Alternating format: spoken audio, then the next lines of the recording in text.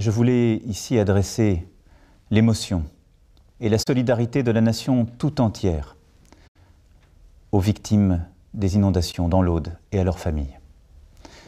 Nous sommes à leur côté, comme aux côtés de l'ensemble de celles et ceux qui ont été touchés par cette catastrophe.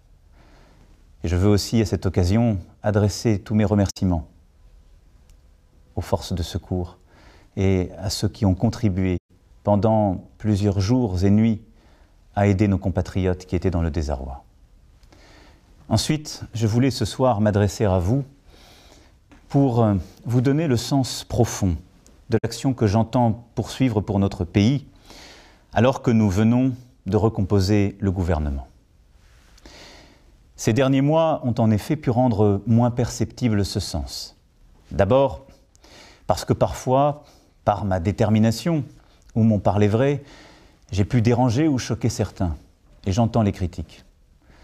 Ensuite, parce que nous avons vu aussi réapparaître des mœurs anciennes et le poison de la division, de l'instabilité. Je n'ai pour ma part qu'une boussole. C'est la confiance que vous m'avez donnée en mai 2017. Elle repose sur une ambition, un engagement. Faire de notre pays une puissance éducative, économique, sociale et environnementale qui retrouvera toute sa place en Europe et ce faisant dans le monde. Depuis 17 mois, le Premier ministre et son gouvernement ont pris des décisions importantes et conduit des transformations profondes. Qu'il s'agisse de l'école, de l'université, de l'apprentissage, du travail dans nos entreprises, des chemins de fer, comme de tant d'autres domaines. Souvenez-vous, il y a seulement un an, combien nous disaient sur tant de ces réformes que c'était impossible, que le pays allait être bloqué. Et pourtant, cela était fait.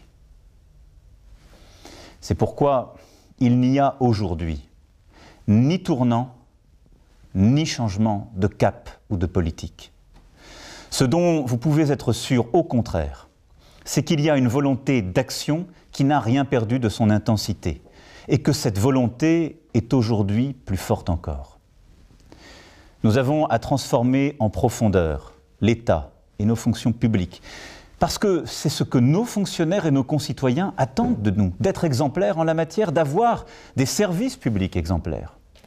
Nous devons aussi changer les règles de notre retraite pour qu'elles soient les mêmes pour tous les Français, parce que c'est à la fois plus juste et plus efficace. Nous devons aussi permettre à nos policiers et à nos gendarmes de mieux relever les défis du quotidien comme de la lutte contre le terrorisme, en leur donnant davantage de moyens, en simplifiant aussi les procédures du quotidien. Nous allons, dans les prochains mois, poursuivre ces changements profonds dans de nombreux secteurs et je ne veux pas ici les détailler. Alors je sais, mes chers compatriotes, qu'il y a de l'impatience et je la partage. Mais le temps que nous prenons est celui de nos institutions. Parfois nous l'avons bousculé. Nous n'avons jamais différé une décision qui pouvait être prise. Et je ne peux reprocher au gouvernement d'avoir pris des décisions, même si celles-ci auraient dû être parfois prises il y a 10 ans ou 20 ans. Progressivement, j'en suis sûr. Votre quotidien va s'améliorer car le gouvernement est sur la bonne voie. Et surtout, il s'est attaqué à la racine des problèmes. Mais aucune amélioration individuelle n'est possible, ni durable, si notre nation n'est pas plus forte. Je vous mentirais ce soir si je vous disais que nous pouvons aisément faire que chacun d'entre vous ait demain plus d'argent ou que chacun soit plus heureux. Non. Ce dont je suis le dépositaire, par votre choix, c'est du fait que nous ne sommes pas 66 millions d'individus séparés, mais bien une nation qui se tient par 1000 fils tendus. Aucun d'entre vous n'ira mieux, ni aujourd'hui, ni demain. Si notre pays est plus faible, s'il subit une Europe qui se dérègle ou se replie parce que le fracas du monde l'effraie. C'est pourquoi ce que je demande au nouveau gouvernement ainsi formé est de poursuivre les transformations dont notre pays a besoin et de le faire avec un objectif simple, que nous reprenions pleinement la maîtrise de notre destin. Cela ne se fera pas en un jour, mais il n'y a aucune fatalité. Je sais toutes les blessures de notre vieux pays, ses doutes, ses peurs et ses colères aussi. Et c'est ce pays qui m'a mis là devant vous, notre pays. Et parce que je sais ces blessures, et je sais aussi le moment que nous vivons, nous devons d'être à la hauteur. Et je sais que l'esprit profond du peuple français a toujours été de ne pas se soumettre. Ne pas se soumettre à la tragédie écologique et faire des choix clairs et profonds pour changer notre manière de produire, de nous déplacer, de nous alimenter. Là aussi, il ne s'agit ni de dénoncer une tragédie, ni de rester dans l'immobilisme, mais de prendre des décisions profondes, inédites. Le gouvernement a commencé ces derniers mois. Et dans les semaines à venir, il aura des décisions structurantes et historiques à prendre. C'est la même ambition que je porterai en Europe.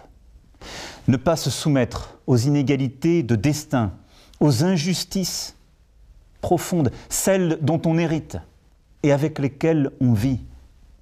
Je sais que c'est ce que vous ressentez, vous aussi, dans votre quotidien.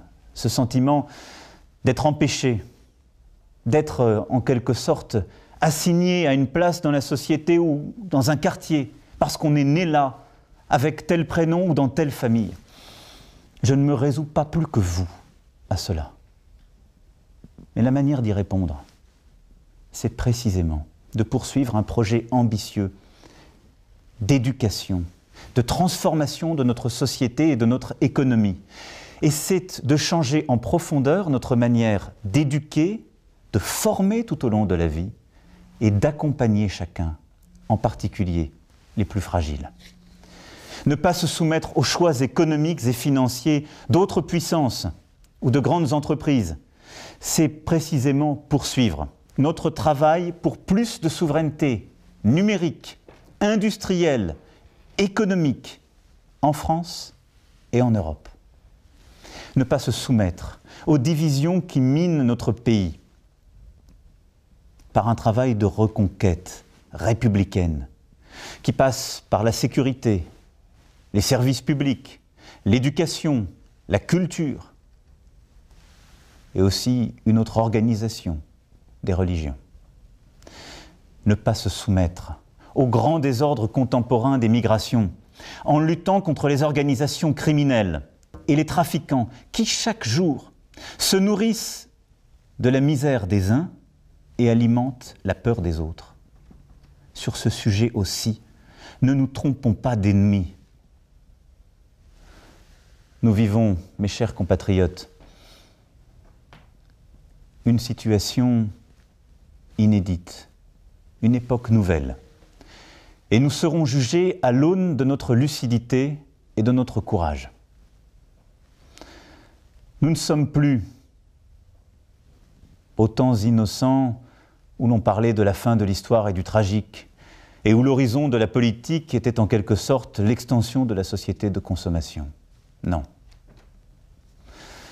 Le monde se fracture, de nouveaux désordres apparaissent, et l'Europe bascule presque partout vers les extrêmes, et à nouveau cède au nationalisme.